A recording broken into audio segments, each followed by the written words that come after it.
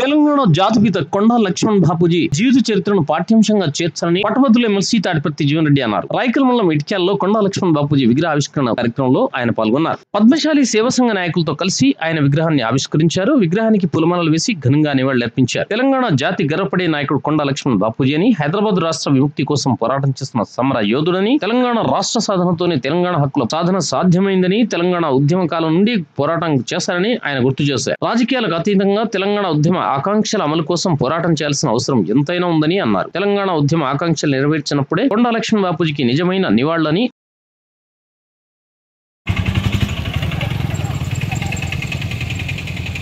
మా బామ్మ రైతులను ఇప్పుడే తెలిసి చుట్టాలమని వారికి ఫస్ట్ నేను కృతజ్ఞతలు తెలియజేస్తున్నా. అట్లాగే వేదిక పైన ఉన్న పెద్దలు జీవన్ రెడ్డి బాబు మరియు హనుమాన్ సార్, రుద్రశ్రీని గారు, శ్రావణి గారు, అందరికీ, ఇంకా మిగతా రాజకీయ నాయకులందరికీ మరియు మన కుల సభ్యులందరికీ పేరు పేరున నమస్కారం తెలియజేస్తున్నా. అలాగే ఇట్టి అవకాశం కల్పించిన ఇట్యాల గ్రామ సభ్యులకు, పద్మశాలి గ్రామ సభ్యులకు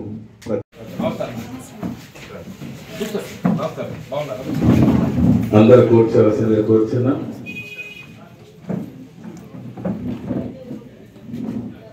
జీవన్ రెడ్డి గారికి మనస్ఫూర్తిగా స్వాగతం, సుస్వాగతం. మరియు సింగన్ వీరేందర్, ఆయన లేకపోతే ఆయన తరపున ఎవరు ఉంటారండి. ఆడపు రాజవేణు,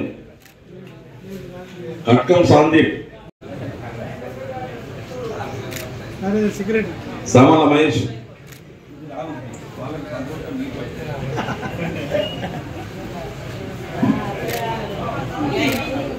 కార్ల అంజయ్య, మచ్చ,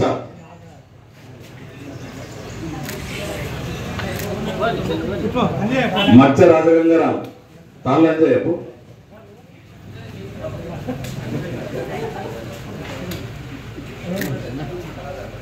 మచ్చ రాజగంగారాం, బప్పు,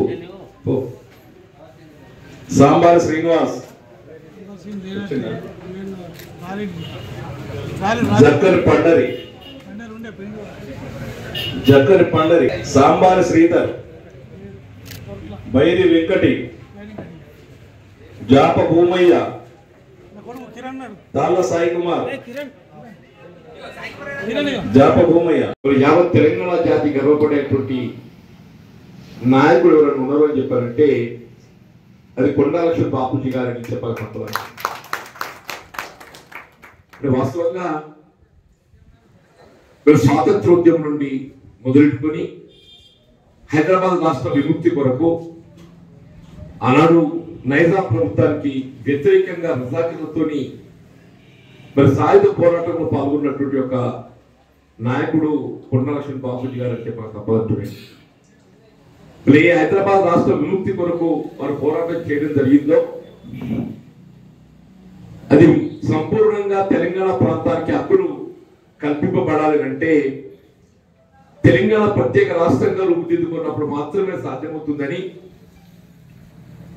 తెలంగాణ తొలి ఉద్యమంలో వారు ఈ తెలంగాణ ఆకాంక్షకు అనుగుణంగా వారు వారి మంత్రి పదవికి రాజీనామా చేస్తే నా అనుభవం చెప్పట్టు నాకు తెలిసినంత వరకు మళ్ళీ పదవి వైపు చూడనటువంటి ఒక నాయకుడు ఎవరన్నా ఉన్నారు అంటే కొండా లక్ష్మణ్ బాపూజీ గారు. ఆనాడు రాజీనామా చేస్తే మళ్ళీ పదవి కూడా చూడలేదు. మళ్ళీ ఆయన పదవి అంటూ ఏదైనా బాధ్యత చేపడితే తెలంగాణ రాష్ట్రంలో చేపట్టాలని చెప్పి తలచింది. తన దురదృష్టం తెలంగాణ రాష్ట్రకు వారు ఉద్యమాన్ని ముందుకు తీసుకోగలిగారు, కానీ చూడలేకపోయారు. కొంత బాధకరం. వాస్తవంగా ఢిల్లీ కేంద్రంగా జంతర్ మంతర్ వద్ద ఎముకలు కొరికేటువంటి చర్యలో చేపట్టున్నా అందరు ఆశ్చర్యపోయే విధంగా 90 సంవత్సరాల వయస్సులో వారు నిరాహార దీక్ష చేపట్టడం అలాంటి యూపీఏ ప్రభుత్వం ఒక విధంగా కదిలించిందని చెప్పక తప్పదంటున్నాయి.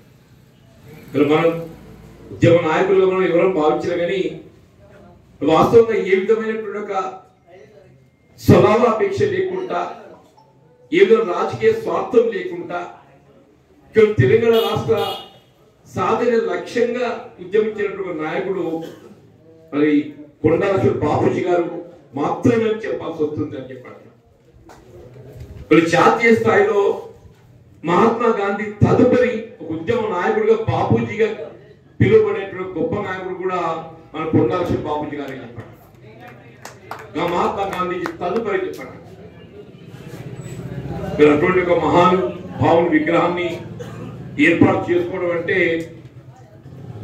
ఇలా స్వాతంత్ర ఉద్యమంకి ఆరంభించుకొని మన పూర్వ చరిత్ర, ఈ దేశానికి స్వాతంత్రం ఏ విధంగా లభించబడ్డది, ఆంగ్లేయుల పాలనలో మనం ఎదుర్కొన్నటువంటి ఒక ఇబ్బందులు, దానికి తోడేదిస్తుందో నిజాం నిరంకుశ పాలనలో మనం ఎదుర్కొన్నటువంటి ఒక ఇబ్బందులు, వీళ్ళు ఉమ్మడి రాష్ట్రంలో వీళ్ళు తెలంగాణ ప్రాంత హక్కులు ఏ విధంగా హరించబడ్డాయి, వీళ్ళు తెలంగాణ ప్రాంతం ఒక స్వతంత్ర ఒక రాష్ట్రంగా ఏర్పాటు కాగలిగితే మన హక్కులు ఏదైతే ఉద్యమించడం జరిగిందో ఇవన్నిటికీ వాళ్ళు స్ఫూర్తి చెప్పారు. ఏర్పాటు ఉద్యమం నిధులు, నీళ్లు, నియామకాలు చెప్పండి. కొండా లక్ష్మణ్ బాపూజీ గారికి నివాళులు అర్పించడం చెప్పంటే తెలంగాణ రాష్ట్ర ఏర్పాటు ఉద్యమ ఆకాంక్షలు నెరవేర్చుకోగలిగినట్టు మాత్రమే వారికి నిజమైన నివాళులు అర్పించగలుగుతామని చెప్పండి. తెలంగాణ రాష్ట్రం ఏర్పాటు కాబట్టి దశాబ్ద కాలం గడుస్తుంది. ఈ దశాబ్ద కాలంలో మనం ఏ మేరకు ఉద్యమ ఆకాంక్షలను నెరవేర్చుకోగలమని చెప్పని మనం మననం చేసుకోవాల్సినటువంటి ఒక సమయం ఆసనమైన చెప్పక తప్పని చెప్పండి. ఎవరు ఏ స్థాయిలో ఉన్నా కానీ రాజకీయాలకు అతీతంగా ఉద్యమ లక్ష్యాల సాధన కొరకు ఏదైతుందో పోరాటం చేయవలసినటువంటి ఒక మరి బాధ్యత మనకు ఉందని చెప్పని నేను భావిస్తున్నాను. ఇప్పుడు తెలంగాణ రాష్ట్రం అనేది ఏ పెట్టుబడిదారుల కొరకు రాష్ట్రం ఏర్పడేది కాదు. పెట్టుబడిదారులు ఏ రాష్ట్రమైనా వాళ్ళకు వాళ్ళు ముందుకు పోగలుగుతారు. ఒక సామాజిక తెలంగాణ నిర్మాణ దిశగా సమాజంలో ఉన్నటువంటి నిరుపేద వర్గాలు, దళితులు, బలహీన వర్గాలు, అల్పసంఖ్యాక ఒక సంక్షేమ దిశగా ఏదైతుందో మరి రాష్ట్ర పురోగతి సాధించబడ్డప్పుడు మాత్రమే మనం నిజంగా తెలంగాణ కళలను నెరవేర్చుకున్నటువంటి వాళ్ళు చెప్పండి. మనం ఆ దిశగా ముందుకు పోవాలని చెప్పని కోరుతూ వాస్తవంగా ఇప్పుడైతే కొండా లక్ష్మణ్ బాపూజీ గారి విగ్రహాన్ని ఇతిహాలో ఏర్పాటు చేస్తుందని చెప్పని మిత్రుడు వేణు గారు నా దృష్టికి తీసుకురావడం జరిగిందో కొంత ఆలస్యమైన తప్పకుండా రావడం జరుగుతుందని చెప్పాను. వాస్తవంగా నాకు ఒక గ్రామ పంచాయతీ భవనం ప్రారంభోత్సవం ఉండేది శ్రీరామపల్లి అని చెప్పని గతంలో జగిత్యాల నియోజకవర్గంలో అక్కడ నేను అంటే జస్ట్ కొబ్బరిగా కొట్టి బయలుదేరి వచ్చేసింది. వారి గౌరవంగా ఏదైతుందో జగిత్యాల మున్సిపాలిటీలో మేము ప్రప్రథమంగా మనం జిల్లాలో ఇక్కడ ఏర్పాటు చేసుకున్నమాట మున్సిపాలిటీకి ఏదైతుందో కొండా లక్ష్మణ్ బాపూజీ గారి విగ్రహాన్ని ఏర్పాటు చేసింది మన జగిత్యాల మున్సిపాలిటీ ఆ మార్కండేయ ఆవరణం ఏర్పాటు చేసుకోమని చెప్పండి. తదుపరి మిత్రుడు ఉద్ర శ్రీనివాస్ గారు రాయకల్ పట్టణంలో ఏర్పాటు చేయడానికి వారి విగ్రహాన్ని ఏదైతుందో వారు మనం సమకూర్చింది. దాని కారణం అందరం కూడా చూడగలిగిన అమ్మలు గారు తెలుసని మనం ఇక్కడ రాయకల్ కేంద్రంగా మరి ఇటుకాలను కూడా ఏర్పాటు చేస్తే వారు ముందుకు రావటము ఇది ఇప్పుడు చెప్తున్నట్టు కొండా లక్ష్మణ్ గారు కేవలం పద్మశాలి సమాజాన్ని మాత్రమే నాయకుడు భావించడం, దానికి యావత్ జాతి గర్వించదగ్గబడ్డట్టు ఒక నాయకుడు ఎవరు ఉన్నారని చెప్పంటే కొండా లక్ష్మణ్ బాబు గారు. యావత్ మొత్తం తెలంగాణ రాష్ట్రంలో చెప్పండి. రేపు కొండా లక్ష్మణ్ బాపూజీ గారి యొక్క జీవిత చరిత్ర మరి ఉద్యమ స్ఫూర్తి ఏదైతుందో పాఠ్యాంశంగా దాన్ని చేపించే విధంగా ఏదైతుందో అట్లాగే ఇవాళ యావత్ తెలంగాణ రాష్ట్రంలో తెలంగాణ జాతి పితగా గుర్తింపబడాలని చెప్పారంటే దాని మొట్టమొదటి వ్యక్తి కొండా లక్ష్మణ్ బాపూజీ గారని చెప్పండి.